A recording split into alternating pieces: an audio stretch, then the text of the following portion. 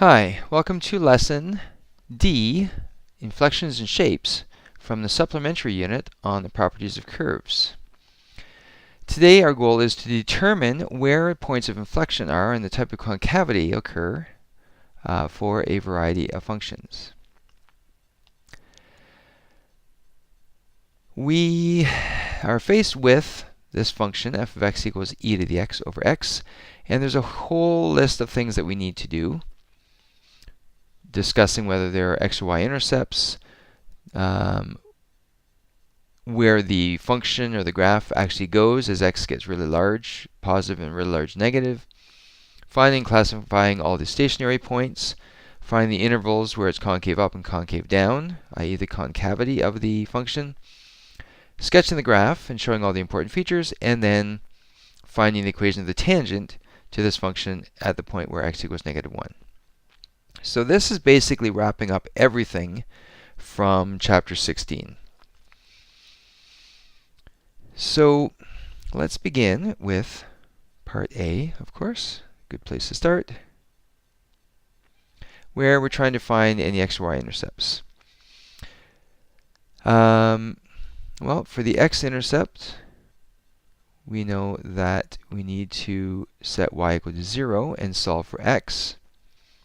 So f of x is the same as y, so therefore we set y equal to the left side, and that equals e to the x over x.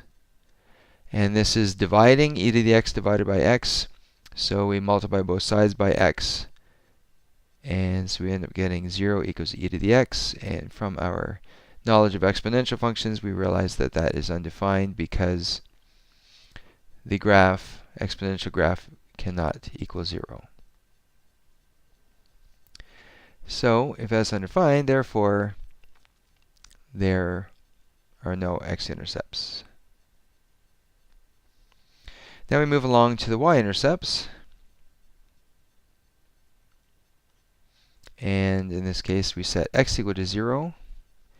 And so if we were to do that, we then substitute 0 in for x. So we get e to the 0 divided by 0. Now right away, we realize that that would lead the function to be undefined. Therefore, there are no y-intercepts. And as it turns out, where x equals 0, where the graph is undefined, that leads us to realize that there is a vertical asymptote at x equals 0. Okay, now that's something that we're going to need to keep in mind. So I'm just going to highlight this. We're going to need that when we get on to further steps of the process. Okay, so I'm going to do part B over here. So we want to discuss the function as x gets really large positive and really large negative. So as x tends to or approaches positive infinity, that means the values of x are getting really, really large. And so if I have a really large number, like a million or a billion or a trillion, or even larger, a quadrillion, that's going to make the denominator really, really big. However, if I have e to that exponent, that's going to be even bigger. So as x approaches positive infinity, the graph of the function itself is approaching positive infinity in the vertical sense. Now then, as x approaches negative infinity, then we take a look at this function. We see that the denominator is going to be negative, which automatically means that the graph is going to be below the x-axis.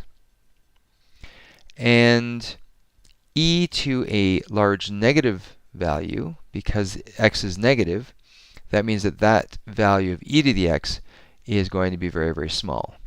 So this means that the function is actually going to be approaching 0 from below. So we stick on that little negative there. Okay, 2 down, 4 to go. So let's take a look at classifying stationary points.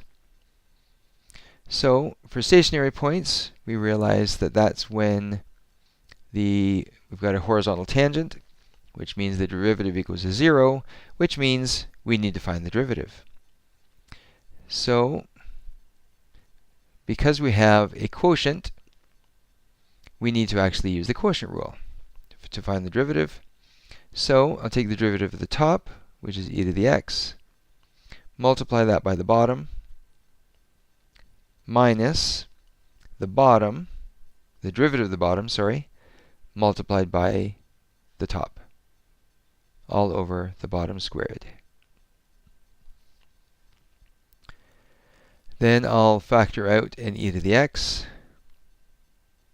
and I get e to the x quantity x minus 1 all over x squared.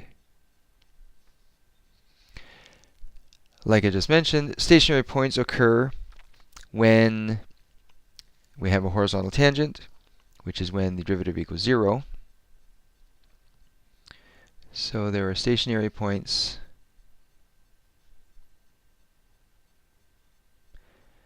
they occur when the derivative equals 0. So therefore, 0 equals e to the x, quantity x minus 1 all over x squared. So if we're to solve for x, we multiply both sides by the denominator, because this is division. So we end up getting e to the x equals, or e to the x quantity x minus 1 equals 0. Therefore, either e to the x equals 0, or x minus 1 equals 0. And again, when e to the x equals 0, that would be undefined. And here, x equals 0, or sorry, x minus 1 equals 0 when x equals 1. Okay, so we're going to need to keep that in mind also.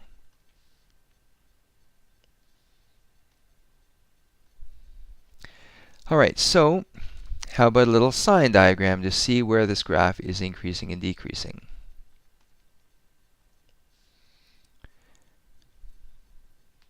Okay, so we got that. And at x equals 1, we know that we have a stationary point. But on the sign diagram, we also need to include where there's a horizontal asymptote, because that's going to be very important to keep in mind.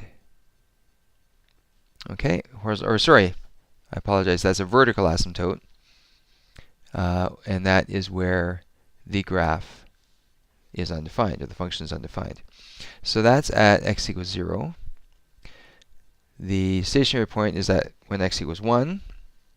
So we can start substituting in values into the original function. Sorry, into the derivative function here, the gradient.